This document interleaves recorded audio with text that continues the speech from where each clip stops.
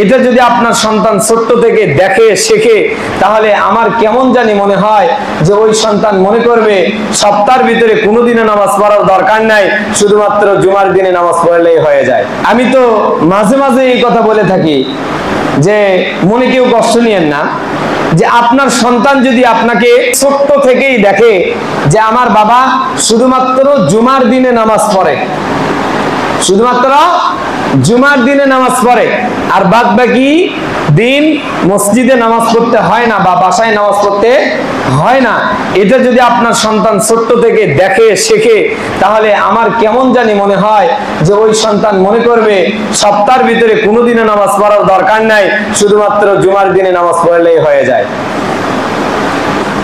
সে কার থেকে শিখবে বলেন তো? তাহলে আপনি যদি প্রত্যেক সপ্তাহে খালি নামাজ পড়েন, আপনার সন্তানও ওই কাজটাই করবে। এই জন্য আমরা আকুলভাবে আপনাদেরকে জানাতে চাই যে আপনারা অবশ্যই 5 ওয়াক্ত নামাজ জামাতের সঙ্গে আদায় করার চেষ্টা করবেন ইনশাআল্লাহ। বাদ বাকি কিছু সময় বাইরে আছেন অথবা মাঠে আছেন, যেখানে আছেন, যে অবস্থায় আছেন, ওই অবস্থায় আপনাকে নামাজ পড়তে হবে। অন্তত আমি জানি যে মাগরিব, ইশা, ফজর এই 3টা ওয়াক্তে মানুষের বাইরে কোনো কাজ থাকে না। অন্তত এই 3টা ওয়াক্ত মসজিদে নামাজ পড়ার চেষ্টা করবেন।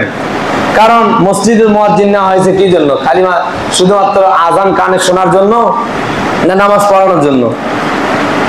তাহলে আপনি যদি মাসে মাসে খালি টাকাই দিবেন, কিন্তু আপনি কেমন নামাজ পড়ায়, হুজুরটা কেমন, এটা আপনি দেখলেনই না, তাহলে আপনি মাসে মাসে খালি টাকা দিচ্ছেন। আপনার মতো বোকা পৃথিবীতে আর একটাও নেই। এই